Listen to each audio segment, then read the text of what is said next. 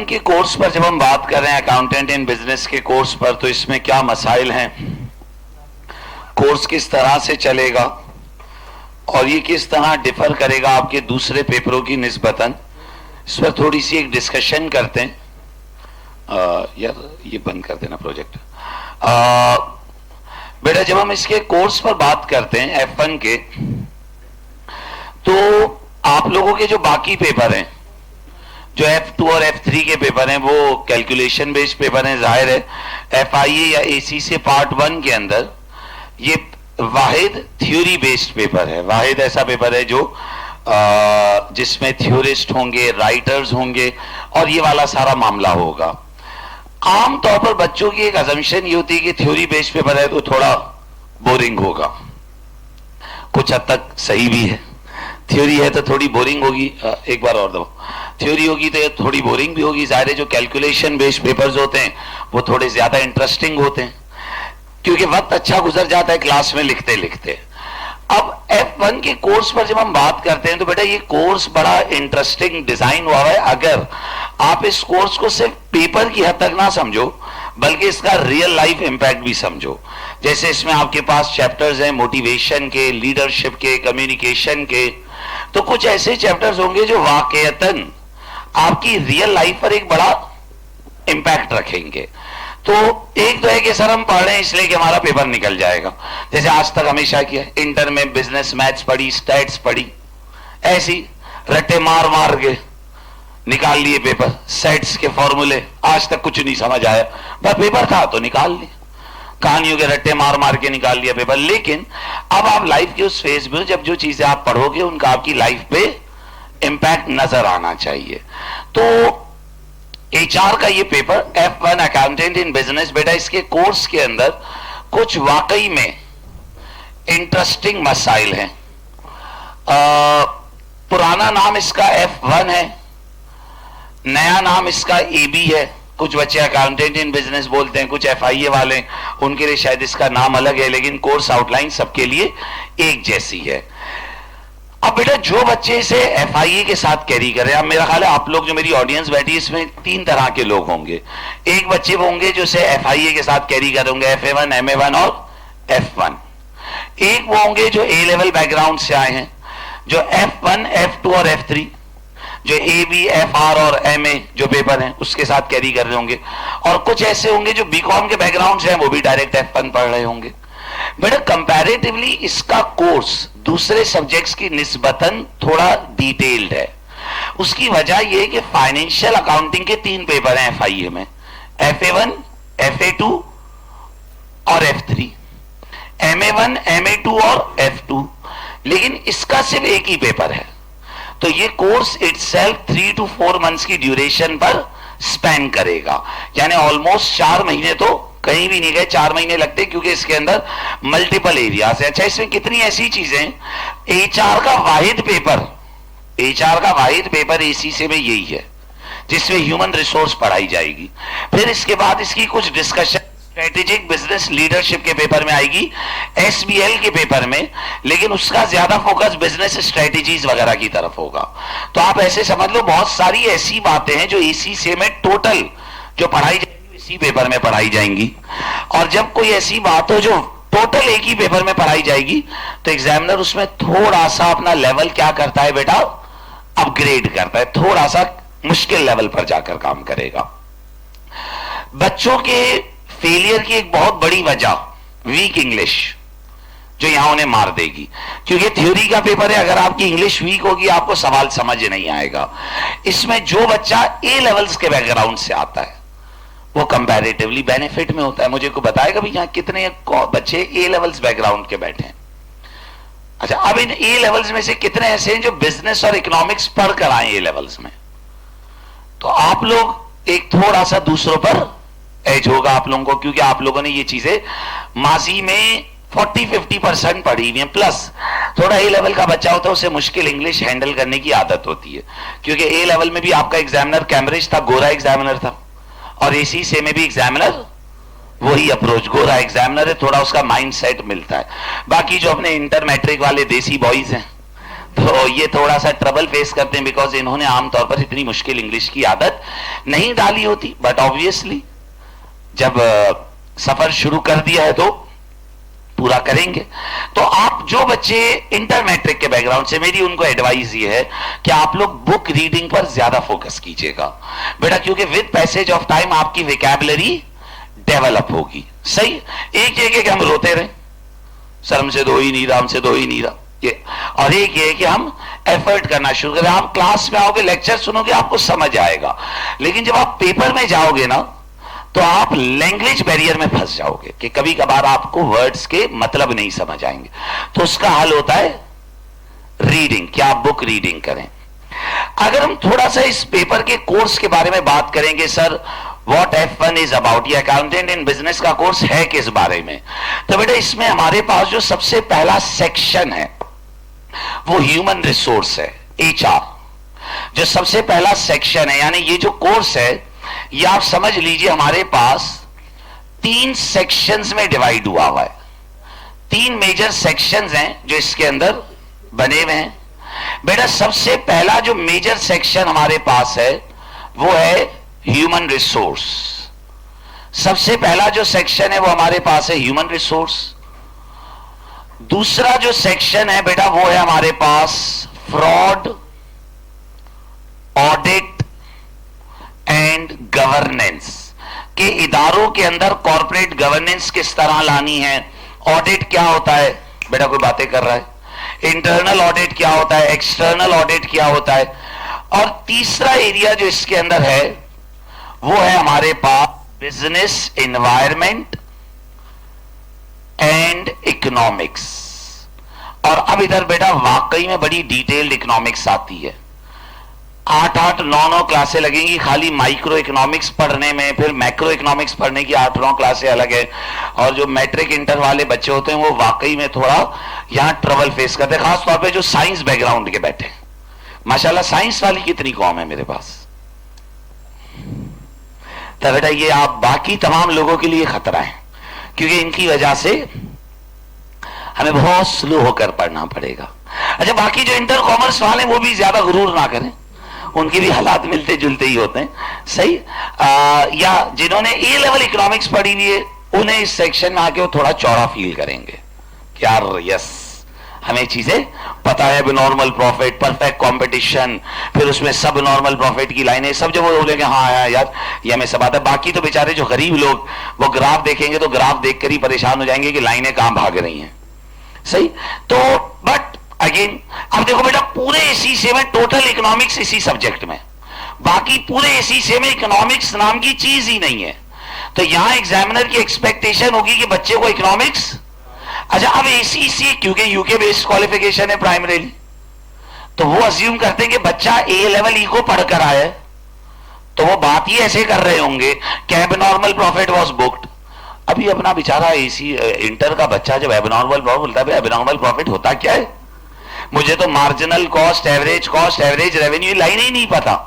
तो ये सब आपको आहिस्ता आहिस्ता अपने आप को बिल्ड करना पड़ेगा। एक एक ईंट पीस बाय पीस आपको कंस्ट्रक्ट किया जाएगा।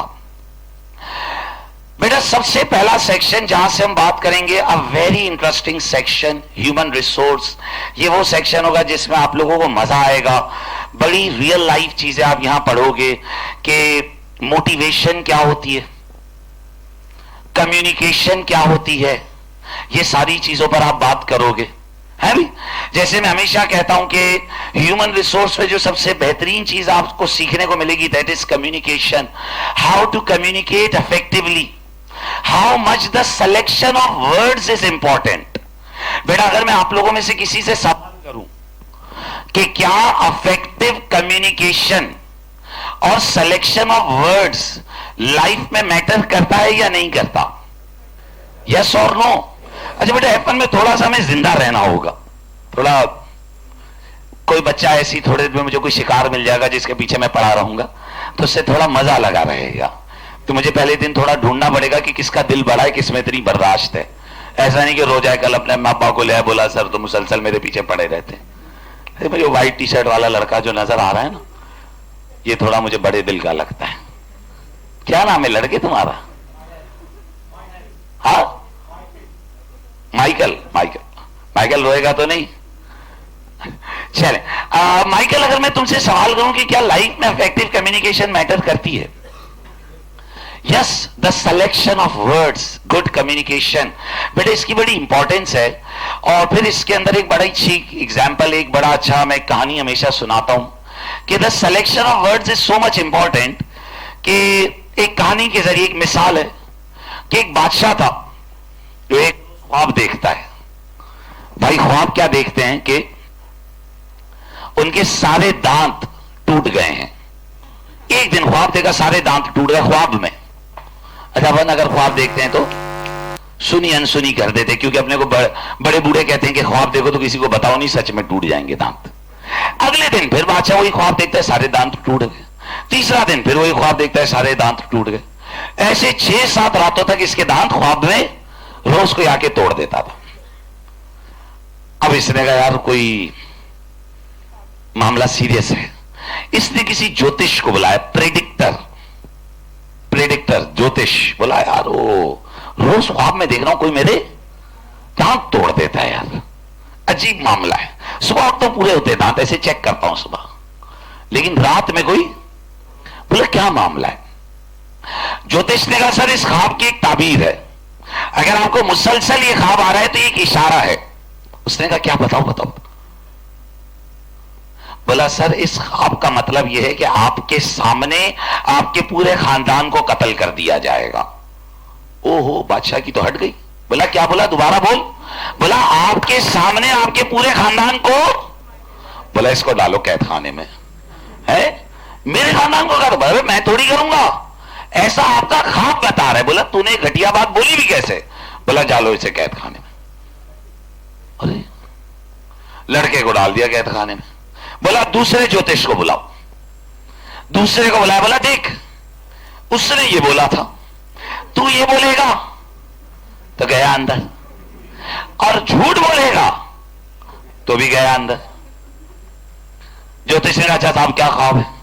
बोला ख्वाब में देख रहा हूं कि रोज दांत टूट जाते हैं। वो कहता है बहुत गंदा ख्वाब है, मेरा सारा खानदान मारा जाएगा, तुम्हारा क्या ख्याल है? उसने कहा सर ऐसा ख्वाब नसीब वाले देखते। क्या नसीब पाए हैं आपने? अरे वो कहता है खानदान मर जाएगा, तू कहता है। बोला सर इस ख्वाब का मतलब क्या हसीन मतलब है कि आपकी उम्र सबसे दराज होगी। नहीं समझ आई बात? जब बादशाह की उम्र सबसे लंबी होगी तो बाकियों की थोड़ी छोटी हो जाएगी। बात उसने भी वही बोली, बस सिर्फ द सिलेक्शन ऑफ वर्ड्स। बेटा ये कितना मैटर करता है लाइफ में।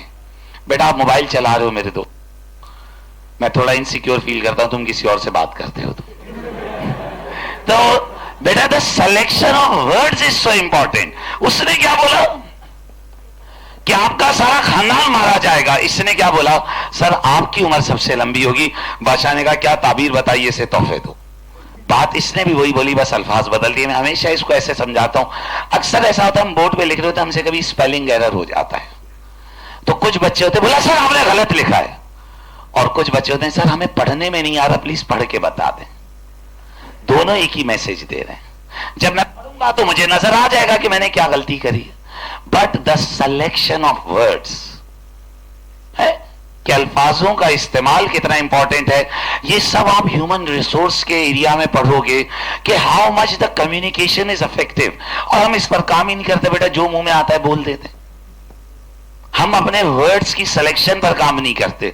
यानी एक ये कि सर आपने गलत लिखा है, ये टीचर को कॉन्फ्रंट करता है, और एक ये कि सर ये प्लीज रीड करके बता दें, मुझसे पढ़ा नहीं जा रहा। ये टीचर को एक प्राउड फीलिंग देता है कि बच्चा मुझसे हेल्प ले रहा है। The selection of words is so important. इस पर सारी बात होगी कि how to communicate effectively, how to improve our communication. So बेटा when we will be talking about this section, ये जो हमारे कोर्स का सबसे पहला सेक्शन होगा, जिसे हमने ह्यूमन रिसोर्स का चैप्टर बोला, सेक्शन बोला। बेसिकली बेटा मैं ये सेक्शन 2 एपिसोड्स में पढ़ाता हूं, क्योंकि मुझे ऐसा लगता है बहुत ज्यादा एचआर पढ़ पढ़ के हम बोर हो जाते हैं। तो मैं पहली एपिसोड पढ़ाता हूं एचआर की, फिर उसके बाद फ्रॉड ऑडिट एंड गवर्नेंस पढ़ाने लग जाता हूं, फिर इकोनॉमिक्स पढ़ाने लग जाता हूं, फिर एंड में एचआर की दूसरी एपिसोड देखते हैं ताकि थोड़ा लाइफ में चेंज आए। है दीपिका ने जॉन को बोला था ना कि सारी जिंदगी चिकन रोल पे तो नहीं गुजर जाएगी ना, तो बेटा हम भी थोड़ा चेंज, थोड़ी वैरायटी रहती है इससे लाइफ में। तो ह्यूमन रिसोर्स का जो सेक्शन है, अगर तुम जॉन को ढूंढ रहे हो तो मसला है बेटा। ह्यूमन रिसोर्स के सेक्शन में हमारे पास सबसे पहला चैप्टर होगा बेटा, that will B power management and leadership. बेटा जो सबसे पहला सेक्शन होगा that will B power management and leadership. इसमें हमारी बात होगी कि बेटा what is power, what is management, what is leadership, leadership skill क्या है, पावर क्या है, मैनेजमेंट क्या है। आप में से अगर मैं ऐसी जहर अभी हम चैप्टर पढ़ नहीं रहे तो ऐसी एक हेलो हाय ओरिएंटेशन जाने के कोर्स क्या है, क्या वक्त लगेगा, क्या स्टडी पैटर्न रहेगा। आप में से कोई बच्चा अगर मुझे बताना चाहे what is power, command, command कौन बोल रहा है भाई? जी माइकल ने, मेरे दोस्त ने कहा पावर इज कमांड। और कोई बच्चा मुझे बता व्हाट इज पावर, अथॉरिटी, कुर्सी, कुर्सी, what is power, order, what is power, leadership, what is power. जी जी मेरे दोस्त, पहले से पढ़ के आया हुआ है ना। अच्छा अच्छा, व्हाट इज पावर बताओ, क्या बोला तुमने? Ability to do work. अगर हम काम कर रहे हैं तो हम पावरफुल नहीं है। ताकत तो उस वक्त होगी जब हम दूसरों से काम करा लें। इन्फ्लुएंस, किसी ने कहा इन्फ्लुएंस, किसी ने कहा अथॉरिटी, किसी, ये सब में माशाल्लाह सबने अपनी अपनी बातें बोली। क्या पावर कुर्सी से आती है? यस, कुर्सी में ताकत है भाई, कुर्सी में ताकत है। एक पुलिस वाला जो वर्दी पहना खड़ा होता है तो जो बोले मानना पड़ता है। मैं यहां खड़ा हूं तो मेरी बात मान रहे हैं, अच्छा लग रहा हूं, बुरा लग रहा हूं, लेकिन जो यहां खड़ा हो कि उसकी बात माने, क्या करें? पावर, कुर्सी। क्या पावर सिर्फ कुर्सी से ही आती है? No no no no. अगर कोई मुझे बोले कि वैस व्हाट इज पावर, तो मैं उसे वन लाइन बोलूंगा, ability to get things done. Ability to get things, ये एबिलिटी कि आप लोगों से काम करा लो। Ability to get things done. मेरे दोस्त ने ऑलमोस्ट वही बात बोली थी कि ये एबिलिटी कि आप काम करा लो, इसे कहते हैं ताकत। बेटा ये ताकत कैसे आती है? जी जी मेरे दोस्त, तो आप पावरफुल हैं। कैसे आती है पावर? ये पावर तुम्हें कैसे आई? कैसे कैसे? कुर्सी, कुर्सी, यस, कुर्सी इस ताकत। आपका औहदा आपकी ताकत है, कुर्सी माने औहदा आपकी ताकत। Knowledge is power, experience is power, कि आपकी बातों से लोग आपकी बात मान लें। और वही एक पावर, कैरिज्मा भी एक पावर है, कि वो भी एक अजीब ताकत है कि माइकल रात को 3 बजे उठता है, जाता है 20वें माले पर, रहता है 20वें माले पर, 20th फ्लोर, रात को 3 बजे उठता है, जाता है लिफ्ट पर, लिफ्ट बंद होती है, 20 माले उतरता है नीचे, नीचे जाता है, बाइक स्टार्ट करता है, ढूंढता है किसी बैलेंस वाले को, वहां से बैलेंस लोड करवाता है, फिर 20 फ्लोर वापस चढ़ के घर जाता है। बेटा ये भी पावर ही है, यकीन करो, ability to get things done. मां दिन के टाइम लिफ्ट चलते हुए भी बोलती ना माइकल दही ले आओ, तो माइकल रोने लगता है। ये कैसी ताकत है जो माइकल को रात को 3 बजे 20 फ्लोर उतार रही है? Yes, that is power, that is ability to get things done. अगली के पास वाकई में ताकत है, that is a very big power, charismatic power. आप अभी माइकल को बोलो माइकल जरा पानी की बोतल लेकर आ, नहीं लाएगा, कोई बोल दे ले आएगा। तो यानी जो कोई बोल रही है उसके पास पावर है। 1 मिनट, क्या उसके पास कोई औहदा है? क्या उसके पास पैसे हैं? नॉलेज है? कुछ भी नहीं। कैरिज्मा, कैरिज्मेटिक पावर, बेटा वो भी एक पावर है। सही है, कैरिज्मेटिक पावर जी, हाँ वो कैरिज्मा है ना बेटा। माइकल उसके शहर में है अभी, दैट इज पावर। आप क्यों नहीं मानते इस पावर को? अच्छा ये 1 मिनट, ये पावर आप लोग असल में गलत ही सोचते ना, आप लोग बेकार लोग हो। बेटा बेटा ये पावर, कैरिस्मेटिक पावर, वैसे लोगों की पर्सनालिटीज में होती है। इमरान खान जब कुर्सी पे नहीं था तो भी लोग उसे फॉलो करते थे। The charismatic power, the attraction in the personality. तो when we talk about power, तो बेटा हमें ये समझने को मिलेगा कि we have a very big misconception कि पावर का मतलब सिर्फ ओहदा है, जबकि पावर का मतलब है ability to get things done, और वो एबिलिटी इस ओहदे की वजह से भी आ सकती है। मेरी नॉलेज, मेरा पैसा, या मेरी पर्सनैलिटी, या मेरी पर्सनैलिटी। क्या नाम है दोस्त आपका?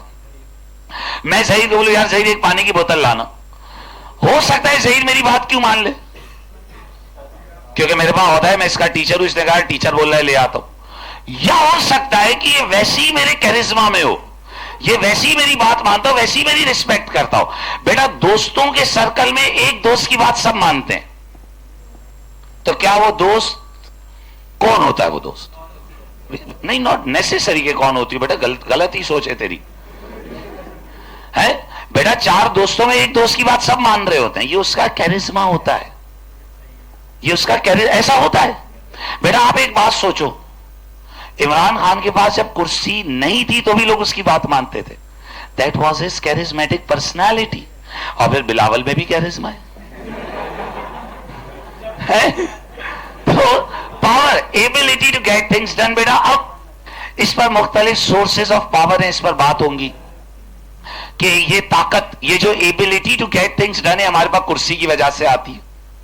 ये हमारी नॉलेज, हमारी एक्सपर्टीज, हमारा कैरिज्मा, ये सब चीजें हमें क्या देती है बेटा? पावर देती है। और इसकी वजह से हमें ये एबिलिटी आती है कि हम लोगों से काम करवा लेते हैं, हमें ये एबिलिटी आती है कि हम लोगों से काम करवा लेते हैं।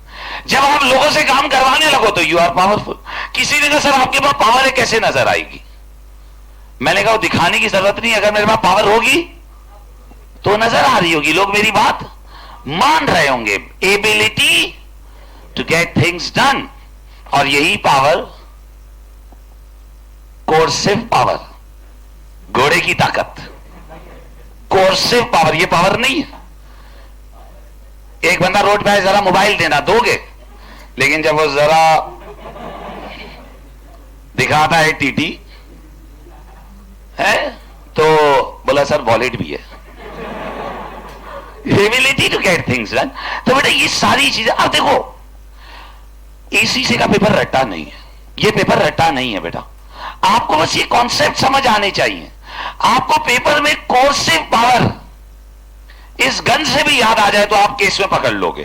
कोर्सिव पावर, डरा कर काम कराना। अब डरा मैं गन से भी सकता हूं, डरा मैं अपनी पोजीशन से भी सकता हूं, पढ़ाई करवाना निकाल दूंगा, कोर्सिव पावर है। Knowledge, expertise itself is a power. लोग काबिलियत की बुनियाद पर लोगों की बात मानते हैं, बाकायदा इसे एक्सपर्ट पावर कहते हैं। नॉलेज इटसेल्फ एक बड़ी पावर है। तो बेटा इस पर बात होगी। देखो मैंने पहले कहा F1 का कोर्स रट्टा नहीं है, एसीसी का कोई पेपर रट्टा नहीं है। आपको कॉन्सेप्ट समझ आना चाहिए। अब आपको किसी भी एग्जाम्पल से वो बात पकड़ में आ जाए तो we will have some corporate examples and the cheap desi examples. आमतौर पर बच्चों को ये सस्ती देसी मिसालें ज्यादा याद रह जाती। तो मकसद हमारा कोई ये नहीं हमें कॉर्पोरेट मिसाल से ही समझ है, जाहिर है हमें कॉर्पोरेट एग्जांपल्स भी समझनी है ताकि हम रियल वर्ल्ड में कॉन्सेप्ट अप्लाई कर सके, बट हमें साथ साथ वो कॉन्सेप्ट्स को अंडरस्टैंड करना है। Then we will have a word of management. Management क्या होती है? सॉरी, अच्छा आप मैनेजमेंट को बस यही समझते हो कि मैनेजमेंट वो लोग हैं जो काम कर रहे हैं, जबकि ऐसा नहीं। मैनेजमेंट का वर्ड मतलब है एफिशिएंसी और इफेक्टिवनेस लाना। किसी भी काम को एफिशिएंसी और इफेक्टिवनेस के साथ कर लेना। अगर मैं आप लोगों से सवाल करूं, गाड़ी का टायर चेंज किया है भाई? गाड़ी का टायर कितने लोगों ने चेंज किया? प्लीज हाथ बुलंद फरमाए। जी बेटा आपने किया है दोस्त, क्या नाम है आपका? आमिर। गाड़ी का टायर चेंज करने में कितना वक्त लगेगा? 15-20 मिनट। कोई ऐसा बच्चा जो इससे जल्दी गाड़ी का टायर चेंज कर ले? 10 मिनट और 5 मिनट। कभी किसी ने F1 फॉर्मूला रेसिंग देखी है? बेटा वो लेस देन 15 सेकेंड्स में गाड़ी के चारों टायर चेंज करते हैं। 15 सेकेंड्स भी शायद ज्यादा बोल रहा हूं। विद इन 15 सेकेंड्स वो गाड़ी के टायर भी चेंज कर लेते हैं, ऑयल भी चेंज कर लेते हैं और गाड़ी की ओवरहॉलिंग भी कर लेते हैं, एक ओवरऑल रिव्यू भी कर लेते हैं इन लेस देन 15 सेकंड। शायद मैं 15 सेकंड भी ज्यादा बोल रहा हूं। जब व्हाट्सएप का ग्रुप बन जाएगा तो मैं आपको ग्रुप पर वो वीडियो शेयर करूंगा। लास्ट से लास्ट टाइम में एक बच्चे ने यूट्यूब से ढूंढ के भेजी थी वीडियो, बोला सर देखिए इतनी देर में चेंज किया था, and I think it was less than 10 second, शायद 10 सेकेंड से भी कम था। बेटा वो इतने मैनेज्ड होते हैं और उनके पास ऐसे टूल्स होते हैं, यू चेंज कर लेते, क्योंकि रेस के दौरान टायर चेंज होते हैं ना। अब रेस के दौरान आया लड़का, देख रहा हूं जैक कहां लगाऊं, ओ वहां लगा ले जैक, अरे नट नहीं खुल रहा, नट नहीं खुल रहा। ऐसे पाकिस्तानी नहीं था, दे आर सो मैनेज्ड। उनके पास ऐसे टूल्स होते हैं कि एक ही बार में चारों नट खुल जाएंगे, जैक कहां लगाना है सोचना भी नहीं पड़ेगा। ना that is management, that is management. आप मैकडॉनल्ड्स जाओ, केएफसी जाओ, चलो छोड़ो मैं आपसे एक सवाल करूं, फास्ट फूड, मैकडॉनल्ड्स केएफसी की बात करता हूं, सुनना। फास्ट फूड, फास्ट फूड क्या होता है? जल्दी खाना। मुझे अर्जेंट भूख लगी है, तो बेटा अगर मुझे अर्जेंट भूख लगी है तो कराची में सबसे जल्दी खाना कौन डिलीवर करता है? केएफसी या मैकडॉनल्ड्स। आप केएफसी जाओ, विद इन मिनट्स आपको बर्गर देता है, विद इन 5 मिनट भी बहुत ज्यादा बोल रहे हो, ठग देता है। और अब आजकल आप ये जितने भी नए बर्गर लैब, बर्गर ओ क्लॉक, ये कोई फास्ट फूड थोड़ी है। सर 20 मिनट वेट करें। बेटा अगर मैंने 20 मिनट वेट करना था तो मैं निहारी खा लेता, बिरयानी खा लेता। यानी फास्ट फूड तो फास्ट है ना। तो जब आप मैकडॉनल्ड्स जाते हो, केएफसी जाते हो, तो कभी देखना दे आर सो मैनेज्ड।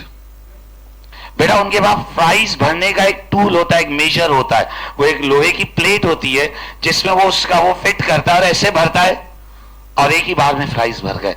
ऐसे नहीं जो रोड पर वो फ्राइज हाथ से डालता है, वो 2 फ्राइज यहां का में, एक यहां है, 2 यहां, ऐसे ना, that is lack of management. बेटा वो टाइम वेस्ट कर रहा है। तो जब हम मैनेजमेंट पर बात करेंगे तो मैनेजमेंट सिर्फ लोगों की नहीं है, task management, how to manage a task, how to manage people, how to manage funds, money, how to manage time, ये सब चीजों पर बात होगी। इस पर बाकायदा राइटर्स हैं, F.W. Taylor, Elton Mayo, Henri Fayol, Peter Drucker, Henry Mintzberg, इन तमाम लोगों ने रिसर्च करी है कि हाउ टू डू मैनेजमेंट। और फिर लीडरशिप के मसाइल हैं कि who is the leader, leader कौन होता है, लीडर्स बॉर्न होते हैं या लीडर्स बनते हैं, क्या एक ही लीडर हर सिचुएशन में फिट इन कर सकता है? इन तमाम चीजों पर बात होगी। Trade school, style school, contingency school, मजा आएगा। एक अच्छा इंटरेस्टिंग टॉपिक है, यानी यहां पर कुछ अच्छी बातें होंगी। Then second section will be motivation. Second chapter is motivation. आप में से कोई बच्चा मुझे बताना चाहे व्हाट इज मोटिवेशन?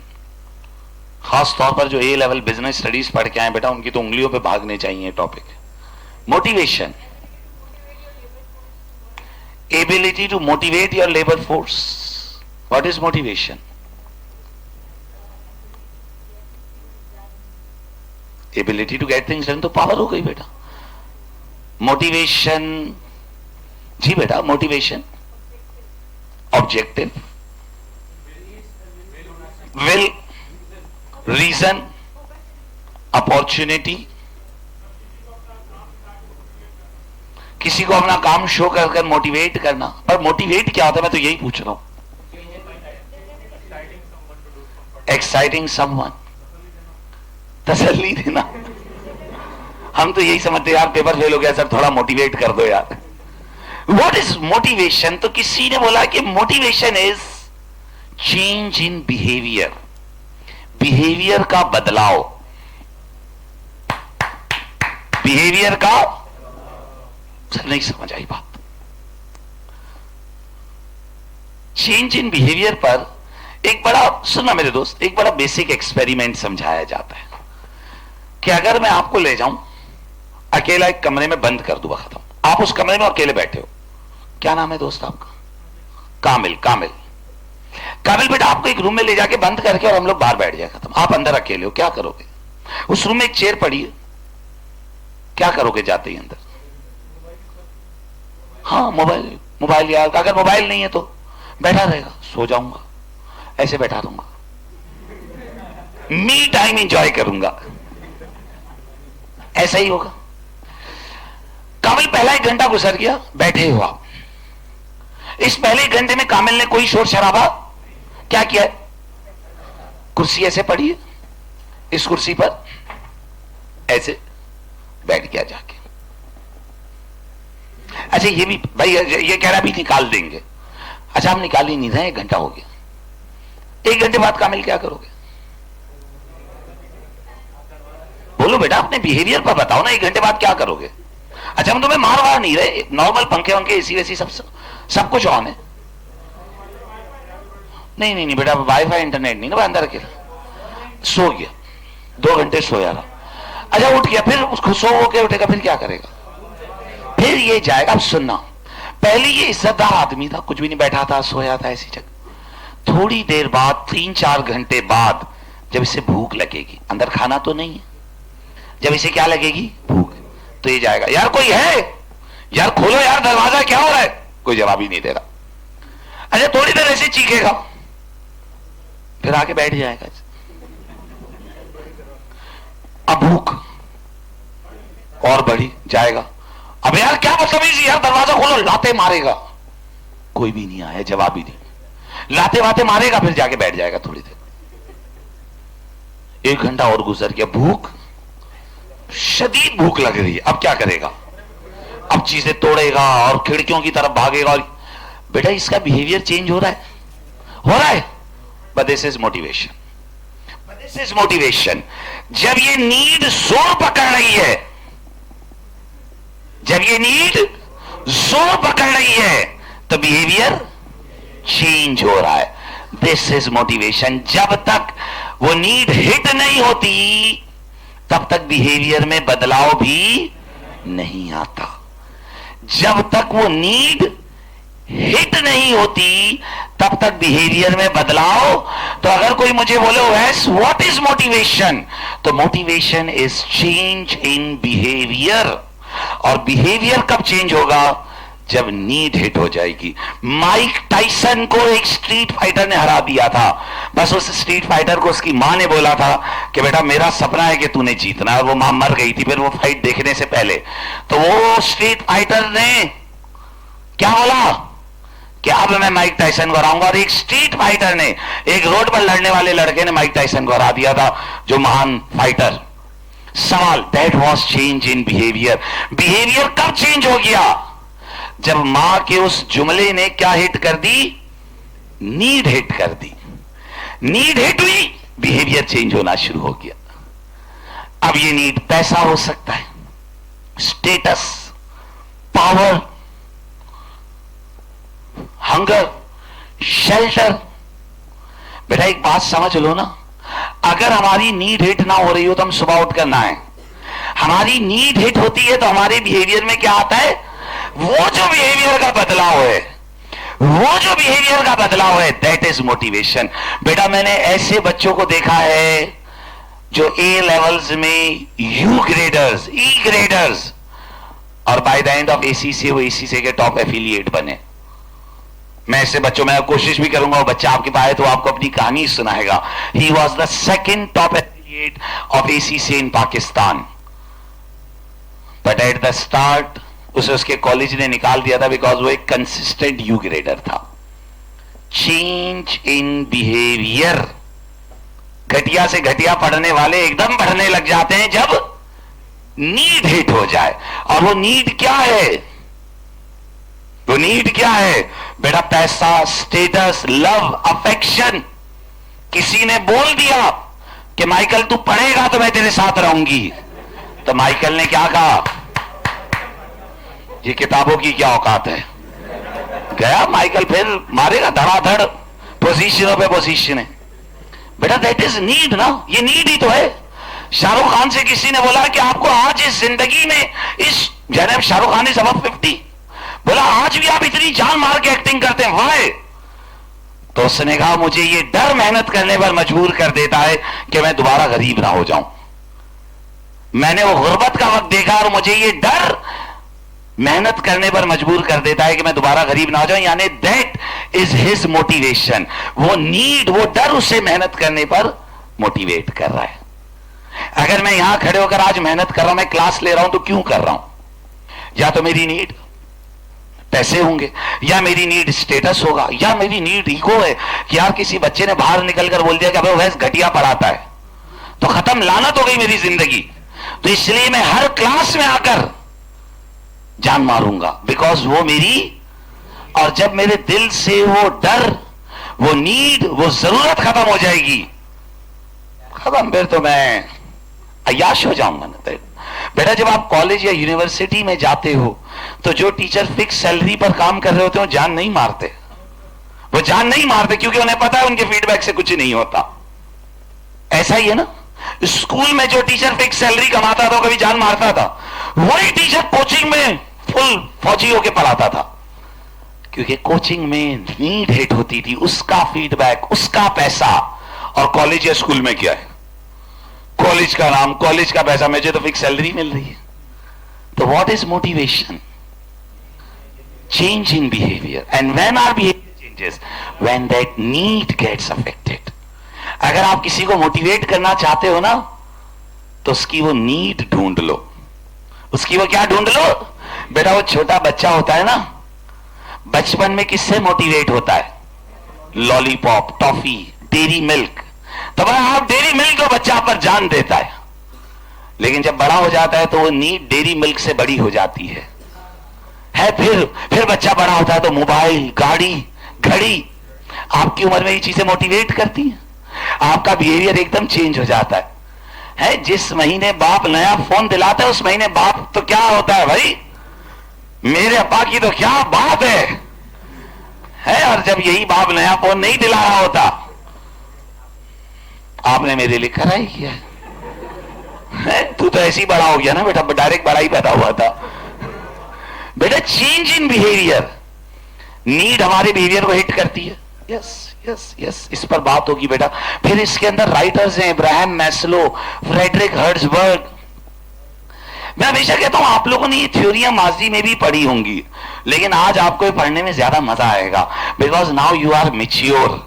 आप ये चीजें अपनी लाइफ में कनेक्ट कर लोगे कि हाँ यार ये सब वाकई में होता है। देन एचआर में we will have areas of recruitment and selection, कि एक एम्प्लॉय किस तरह हायर करना है। अ वेरी इंपॉर्टेंट चैप्टर जो आपकी रियल लाइफ में बहुत इंपॉर्टेंट है, क्योंकि at the end of the day बेटा आप लोगों ने जॉब्स पर लगना है। बेटा at the end of the day आप लोगों ने जब जॉब्स पर लगना है तो इट इज वेरी इंपॉर्टेंट कि आप ये अंडरस्टैंड करें कि रिक्रूटमेंट एंड सिलेक्शन किस तरह होती है। How do we hire an employee, इसमें इंटरव्यूज कैसे होते हैं, है भी, इस पर बात होगी कि रिक्रूटमेंट एंड सिलेक्शन का क्या प्रोसेस है, हम एम्प्लॉइज कैसे हायर करते हैं, हम उनके स्किल्स को कैसे टेस्ट करते हैं। एक बार बड़ी अच्छी एक हमारा दोस्त था, ये रियल एग्जाम्पल है, तो वो पुलिस में भर्ती हो रहा था सिपाही के तौर पे, ऐसी उससे दोस्ती रही। तो जब उसका इंटरव्यू चल रहा था, it was a very interesting example, सुनना रिक्रूटमेंट एंड सिलेक्शन की, सुनिएगा गौर से, समझने वालों के लिए मिसाल है, बाकियों के लिए एक मजाक है। इंटरव्यूअर ने, किसने? इंटरव्यूअर ने उससे सवाल किया, बोला भाई, जब इंटरव्यू में गया तो बोला भाई क्या नाम है, कैसे हो? बोला शादी हुई। बोला हाँ मेरी शादी हुई। बोला अच्छा अच्छा, और कैसी तबीयत आपकी? इंटरव्यू आमतौर पर ऐसे ही होते, अच्छा हम समझते इंटरव्यू में जाएंगे हम पर हमला हो जाएगा, जबकि इंटरव्यू में अगला आपसे नॉर्मल बात करता है। तो बोला और कैसे हैं, क्या नाम है आपका, और आपकी शादी हुई? उसने कहा जी जी। बोला बच्चे हैं? बोला हाँ मेरी एक बेटी है। अच्छा अच्छा। बोला क्या लाइफ का रूटीन है? बोला सर पहले यहां जॉब करता था, अब मैं पुलिस में अप्लाई कर रहा हूं। बोला ओके। तो बोला सुबह का रूटीन क्या है? बोला सर बस सुबह उठता हूं तो मेरी बेटी स्कूल जाती है और वाइफ जॉब करती है। तो बोला अच्छा, तो बोला फिर आगे क्या रूटीन है, आप सुबह ऑफिस कितने बजे आएंगे क्या? तो बोला सर ये मेरे 9 बजे का जो टाइम है इस पर मैं आ जाऊंगा। और बोला सुबह बेटी की स्कूल होती है, उसे ड्रॉप करता हूं, वाइफ को ऑफिस छोड़ता हूं और मैं ऑफिस आ जाऊंगा। बोला अच्छा। बोला बेटी को आप खुद छोड़ना जाते हैं रोज? बोला हाँ मैं खुद जाता हूं। अच्छा अच्छा। बोला वाइफ को भी आप खुद ही छोड़ने जाते हो ऑफिस? बोला जी जी जी। बोला क्यों, आपको आपकी वाइफ पे शक है? अब जब उसने ये बोला कि क्यों, क्या आपको आपकी वाइफ पे शक है, अब वो क्या टेस्ट कर रहा है? आपका पेशेंस। 2 जवाब है, वो कैसा सवाल कर रहा है ये और वो लड़े, और दूसरा जवाब आम इंसान इस पर क्या जवाब देगा? भड़क जाएगा, क्या कैसी बात कर रहा है कि मुझे मेरी वाइफ पर शक है, तुम्हें तुम्हारी वाइफ पर शक है, ऐसे बात करते इंटरव्यू में। लेकिन क्या उसने कोई गलत बात करी? बोला वाइफ को खुद छोड़ने जाते, क्या आपको कोई शक है? तो देयर आर 2 पॉसिबल आंसर्स, एक है कि वो लड़ाई करे और एक नहीं। बोला ये शक नहीं है, प्यार का मामला है कि मैं वो वक्त भी उसके साथ गुजारना चाहता हूं। तो ये 2 एक कैलकुलेटेड आंसर, सोचकर जवाब दिया है। और जो पहला एग्रेसिव आंसर था ना, वो लड़ाई वाला था, बिना सोचे कि ये क्या बात हुई। और दूसरा कैलकुलेटेड आंसर, जब उसने सवाल सुना तो वो उससे पहले 1 सेकंड रुका, उसने देखा अब ये मुझे टेस्ट कर रहा है, तो उसने जवाब क्या दिया? बोला नहीं ये तो अंडरस्टैंडिंग और प्यार का मामला है कि मैं वो वक्त साथ गुजारना चाहता हूं। तो समझाने की बात, इंटरव्यूज आपकी पे, अब कल को पुलिस वाला होगा ना, उसके हाथ में हथियार होगा, आते जाते लो टुल्ले, अगर पेशेंस कम होगी तो क्या करेगा? गोली चला देगा। सवाल, पुलिस वाले की पेशेंस इंपॉर्टेंट है या नहीं है? जिसके हाथ में गन हो उसकी पेशेंस सबसे ज्यादा इंपॉर्टेंट है ना। तुम्हारे हाथ में गन हो, 2-3 को गिरा दोगे, है? पुलिस वाले की पेशेंस कितनी इंपॉर्टेंट है। हम इतनी बदतमीजी करते हैं तो भी वो गन नहीं निकालता। अगर हम हो ना उसके सामने, अगर अपनी गाड़ी में गन हो, अपन दिखा दें, ओए दूर है, वो तो भी कितने प्यार से बात करता है। तो उसकी पेशेंस कितनी इंपॉर्टेंट है। तो ये रिक्रूटमेंट एंड सिलेक्शन, उसकी पेशेंस, उसका स्किल, ऐसे ये तो एक मिसाल भी है और एक ये कि थोड़ा बच्चे एंजॉय करते रहे। बट जब आप जॉब्स के लिए जाते हो तो बेटा ऐसी, जब आपको सेल रिप्रेजेंटेटिव हायर किया जा रहा होता है तो आपसे डिफरेंट सवालात करते हैं, because they want to check your personality, कि आप एक्स्ट्रावर्ट हैं, आप इंट्रावर्ट हैं, आप में कितना पेशेंस है, आप कितने तरीके से जवाब दे रहे हैं। कुछ लोग इंटरव्यू में लड़ने लग जाते हैं और कुछ लोग पेशेंस के साथ जवाब देते हैं। जैसे बेटा अक्सर हम बच्चों को जॉब्स के लिए रेफर करते हैं तो कुछ बच्चे ऐसे होते हैं, आप यकीन करो कि आगे से जिसे रेफर किया होता है पता है क्या बोलता है? ये नहीं बोलता आपने क्या बच्चा भेजा था, बल्कि पता है क्या बोलता है? बोले क्या चीज भेजी थी वैसा आपने, ये क्या था? एक बार एक बच्चा इंटरव्यू के लिए गया, बाइक की जैकेट और हाथ में हेलमेट लिया हुआ, जीन्स की पैंट है। तो मैंने कहा यार ये तू कैसे इंटरव्यू? बोला सर मेरे पास तो बाइक है ना, गाड़ी नहीं है, मैं क्या करूं? और भाई तुम्हारे पास बाइक है, तुम 1 घंटा पहले जाओ इंटरव्यू के लिए, बैठो उधर, अपना पसीना सुखाओ, सारा सामान वहां रखो, जूते वूते सही करके फिर रूम में जाओ ना। रिक्रूटमेंट एंड सिलेक्शन जो तुम्हें हायर कर रहा है वो तुम्हें तनख्वाह दे रहा है। बेटा मैं चाहूंगा जो बंदा मेरे रूम में आए वो कम से कम प्रेजेंटेबल तो हो। मैं तुम्हारी भी क्लास में हूं, गंदे से बदबूदार कपड़े हों, तो तुम्हारा दिमाग में मेरा क्या इमेज रह जाएगा? बेटा जब आप इंटरव्यू के लिए जा रहे हो कि रिक्रूटमेंट एंड सिलेक्शन, इंटरव्यूज कैसे होते हैं, टेस्ट कैसे होते हैं, रिक्रूटमेंट क्या होती है और सिलेक्शन क्या होती है, ये सारे मसाइल पर बात होगी। एंड अगेन देखो मैंने पहले बोला ये वो तमाम चीजें हैं जिनका तुम्हारी लाइफ पर एक बड़ा इंपैक्ट आएगा।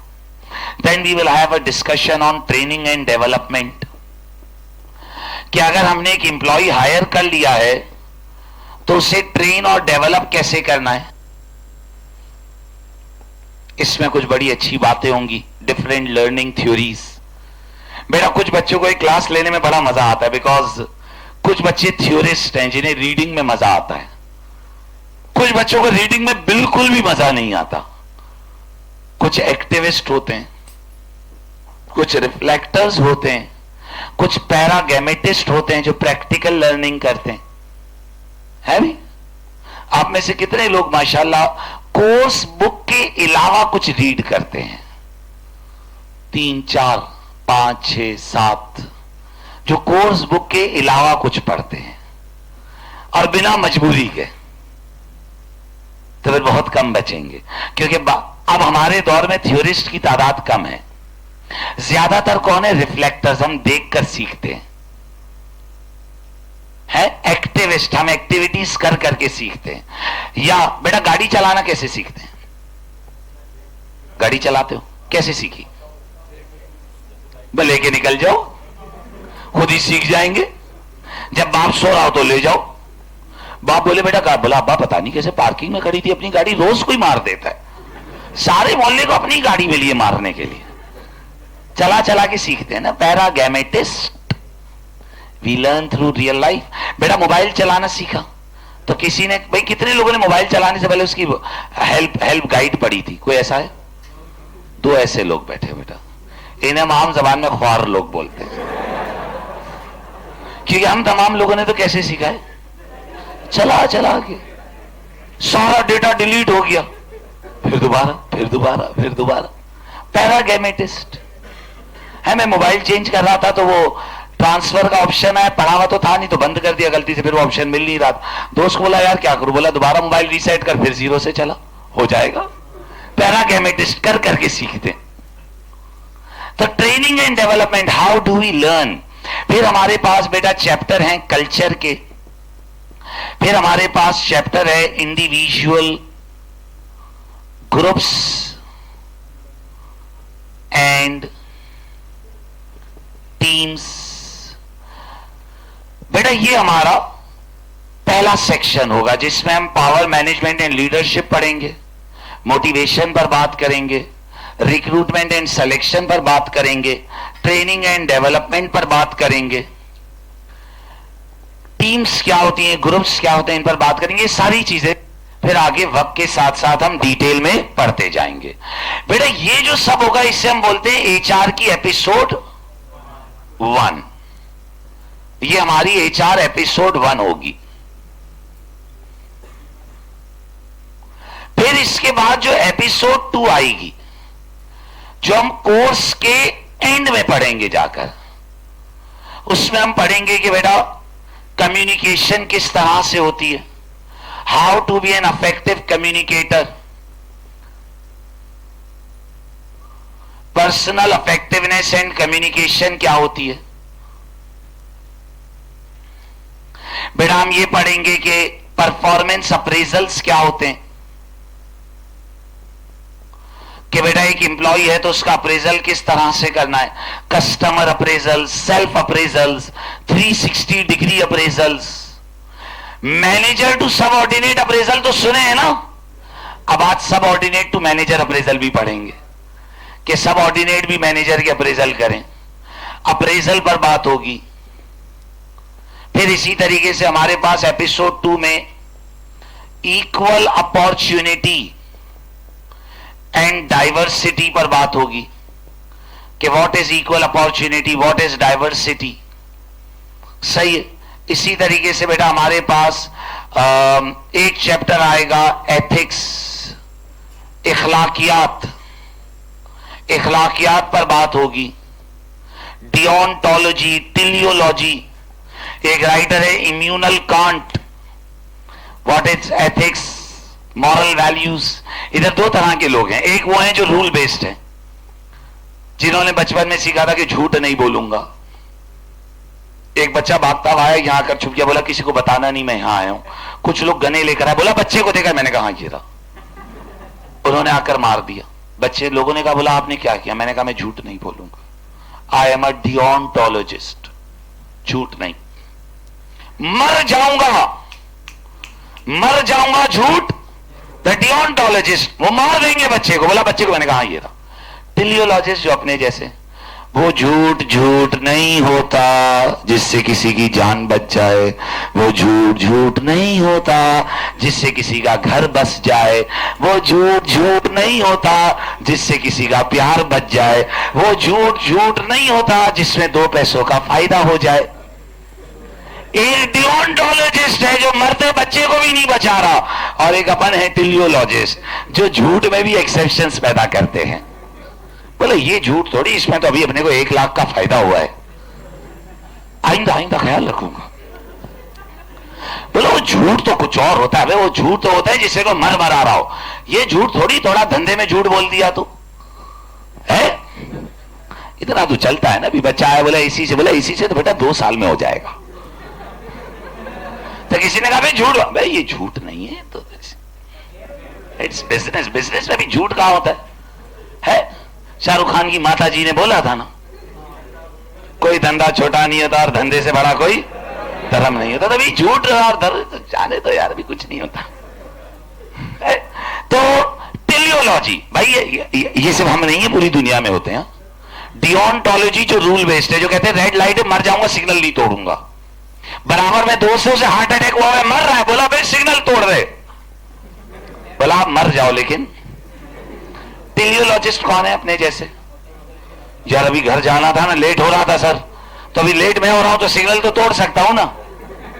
टेलियोलॉजिस्ट यानी अपने पास सिग्नल तोड़ने में भी एक्सेप्शन है कि रेड लाइट में एक्सेप्शन लिखी हुई, रेड लाइट रुक जाओ अगर इमरजेंसी ना हो। और इमरजेंसी की भी सबको अलग अलग डेफिनेशन है? आसपास कोई हो तो भी निकल जाएंगे भाई, अपनी इमरजेंसी है। सही। एथिक्स पर बात होगी, इसमें बाकायदा पढ़ाई है, डिओन्टोलॉजी, टेलियोलॉजी, ईगोइज्म, यूटिलिटेरियनिज्म, बड़ी समझने लायक बातें होंगी। एंड अगेन मैंने पहले कहा F1 is all about real life, ये प्रैक्टिकल लाइफ की बातें। एथिक्स के बाद फिर हमारे पास एक चैप्टर यहां आएगा जिसे हम कहते हैं अकाउंटेंट इन बिजनेस, जिसमें हम इदारे के स्ट्रक्चर्स पढ़ेंगे, डिपार्टमेंट्स, डिविजन्स, इदारा किस तरह चलता है। बेटा ये ह्यूमन रिसोर्स की 2 एपिसोड्स हैं। ओ बेटा रजिस्टर ले लो, ये मोबाइलों में तस्वीरें ले रहे हो, कोई मोबाइल छीन के ले जाता है फिर पूरा F1 चला जाएगा। सही। बेटा फिर एक है इधर फ्रॉड, ऑडिट एंड गवर्नेंस। बेटा इधर अच्छा ये बिल्कुल ये एक अलग दुनिया है, ये एक बिल्कुल अलग दुनिया है। अच्छा मैं क्या करता हूं, एपिसोड 1 पढ़ाकर रोक देता हूं, फिर मैं नई चीजों में जाता हूं ताकि थोड़ा माइंड, वरना बड़ा बोरियत हो जाता है F1, एक ही टोन में चल रहा होता है और सारी चीजें। फ्रॉड, ऑडिट एंड गवर्नेंस में बेटा आप पढ़ोगे कि फ्रॉड्स क्या होते हैं, फ्रॉड्स क्या होते हैं, डिफरेंट टाइप्स ऑफ फ्रॉड्स। इंसानी हिस्ट्री का सबसे बड़ा फ्रॉड एक अकेले इंसान ने किया था अमेरिका में, मैडॉफ। 8 बिलियन, मिलियन नहीं बिलियन डॉलर्स, 8 फिर उसके बाद बिलियन और फिर डॉलर्स, करीब पाकिस्तानी रुपए में 1200 अरब रुपए, 1200 बिलियन।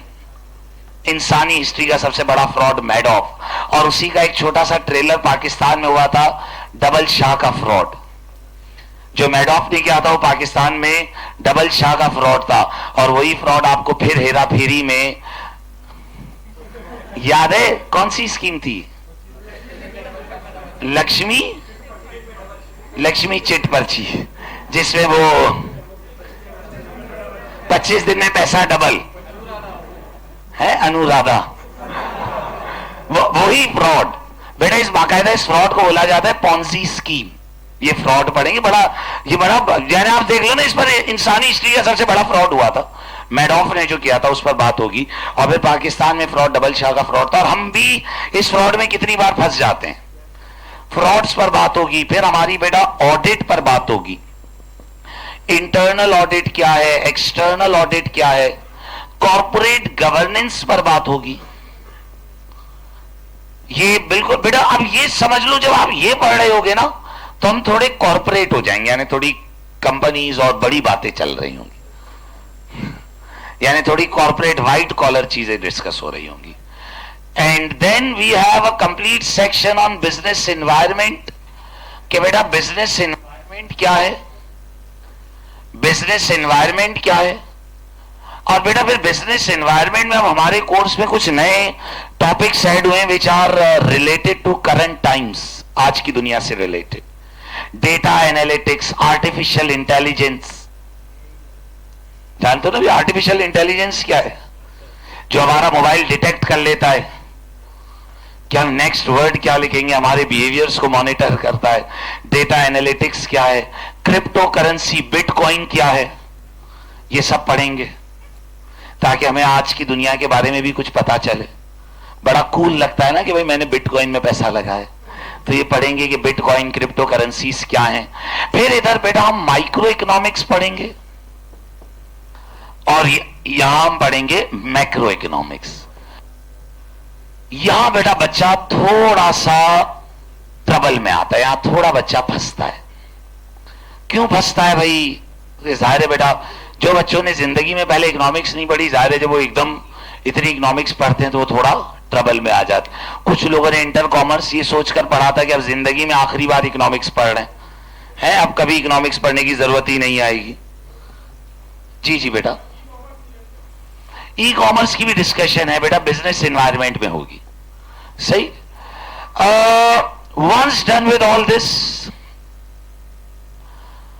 बेटा, ये कोर्स तकरीबन आज हम देख लो 17 फरवरी पर खड़े, 17 March, 17 April, 17 May, somewhere around end of May.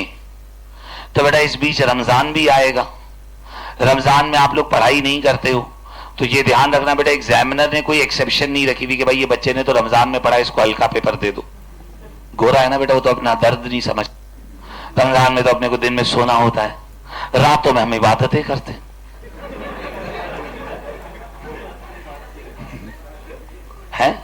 Netflix पे। तो बेटा रमजान का फैक्टर भी आएगा। कोशिश मेरी होगी कि मैं कम से कम क्लासें रमजान में कर दूं और थोड़ी ज्यादा क्लासें अभी लगाकर कोप अप कर लें, कवर कर लें। लेकिन सारे बेटा ज्यादा क्लासें लगाने के लिए कुर्बानी आप ही लोगों ने देनी है भाई। ज्यादा क्लासें भी तो एक्स्ट्रा डेज आना पड़ेगा।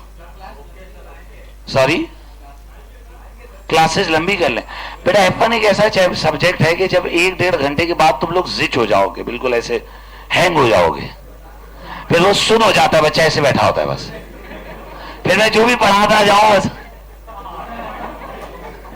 ऐसा होता है। क्योंकि थ्योरी का पेपर है ना बेटा, आपकी इफेक्टिवनेस गिरती जाती है।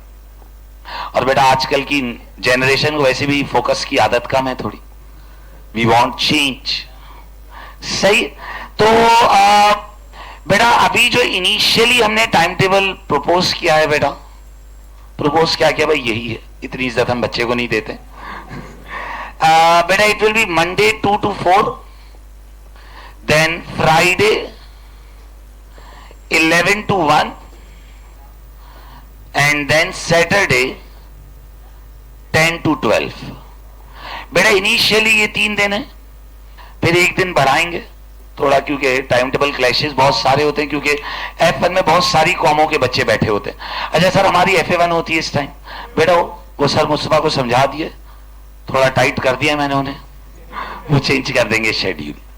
सही, वो वेडनेसडे किसी और दिन शिफ्ट कर लेंगे, जो भी, ये मेरा टाइम है। सही। क्योंकि बेटा मेरा हाल यहाँ कुछ FA1 MA1 वाले भी बैठे होंगे, कुछ FA2 MA2 वाले भी बैठे होंगे, कुछ F1 F2 F3 वाले भी बैठे होंगे, तो मुख्तलिफ बैकग्राउंड्स के बच्चे होते हैं।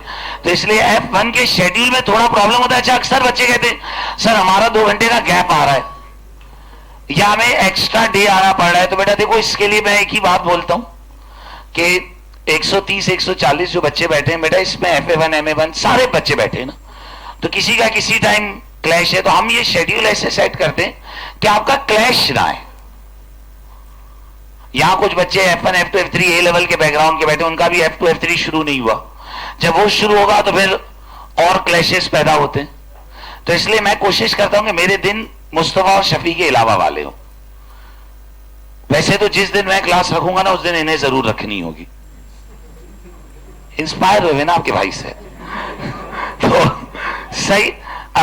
लेकिन मेरी कोशिश होती है कि मैं फ्राइडे सैटरडे इसलिए जाऊं ताकि ये लोग उन दिनों में क्लास लेने ना आए। अच्छा सर, अब पढ़ाई के लिए स्टडी रिसोर्सेज हमें क्या चाहिए? स्टडी रिसोर्सेज हमें क्या चाहिए? बेटा एक मेरे F1 के नोट्स हैं, वो आप हक नवाज से ले लीजिएगा, फोटोकॉपियर से।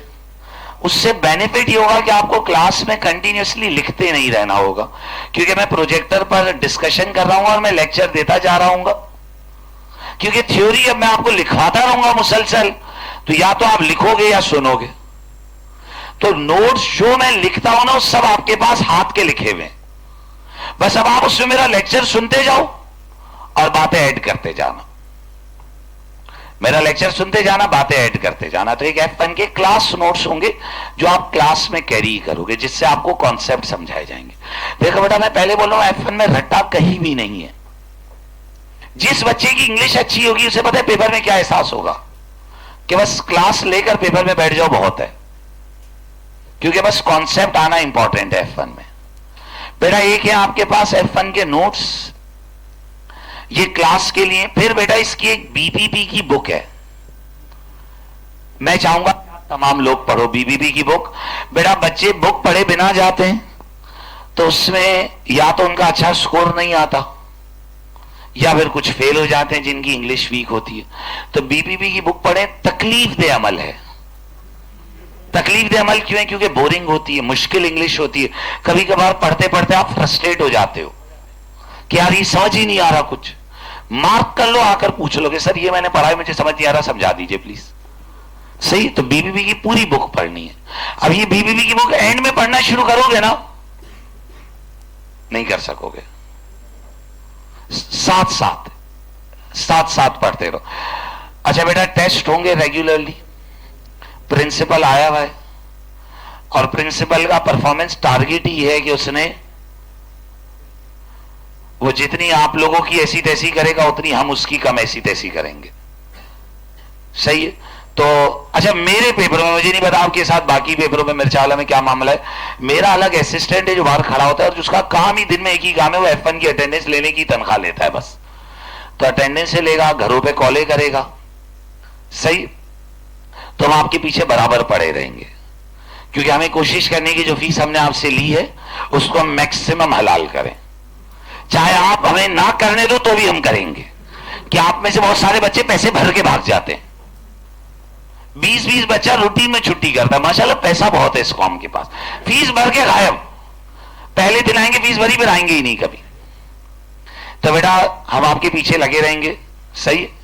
अच्छा बेटा, इसके अलावा 2 एग्जाम किट्स लेनी है आपने। एक बीपीपी की एग्जाम किट है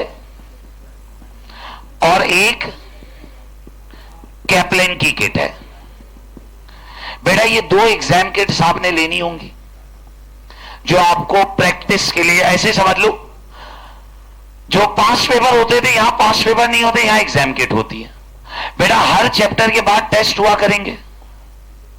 आप लोगों को आपकी गंदी गंदी रिपोर्ट कार्डें मिलेंगी, अब से रिपोर्ट कार्ड्स मिलेंगी, आपके घरों पर कॉल होगी।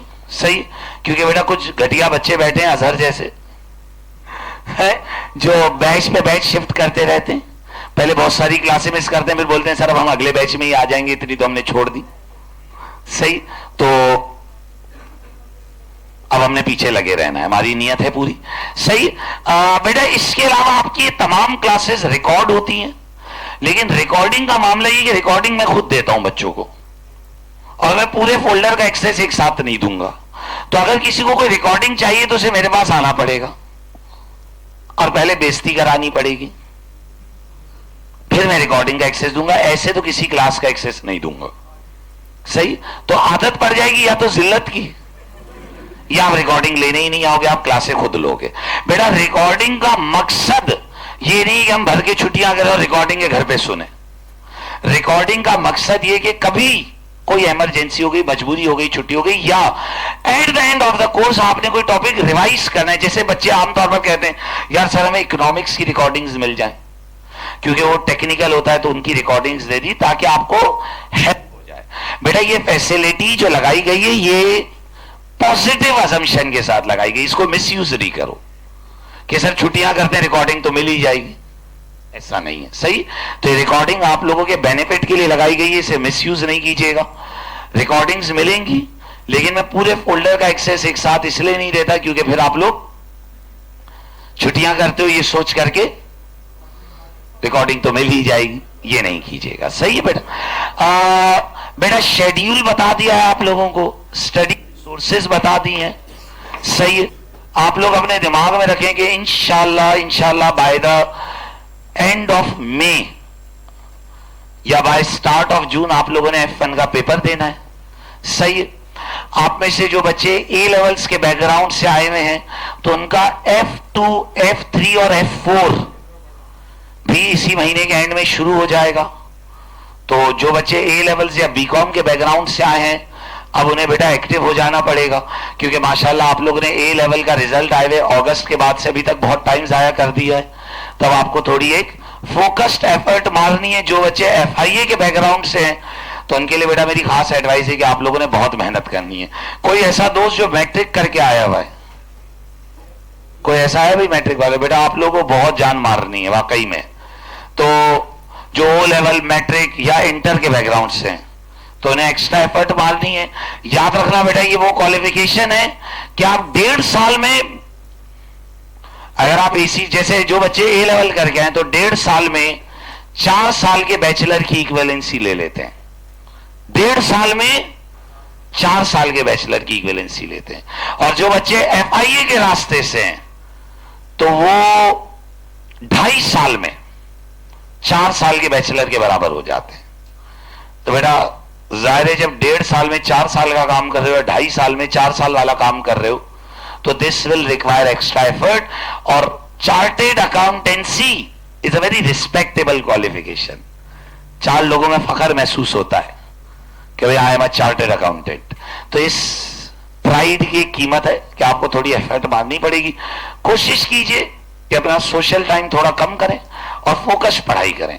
साल के कुछ महीने अय्याशी हैं, 3-3 महीने 2-2 महीने अय्याशी करो, घूमो फिरो, लेकिन जब पढ़ रहे हो तो सिर्फ पढ़ाई पर फोकस करें। सही बेटा, ये आपका शेड्यूल है। इंशाल्लाह हमारी जो नेक्स्ट क्लास है that will be on Friday at 11 AM।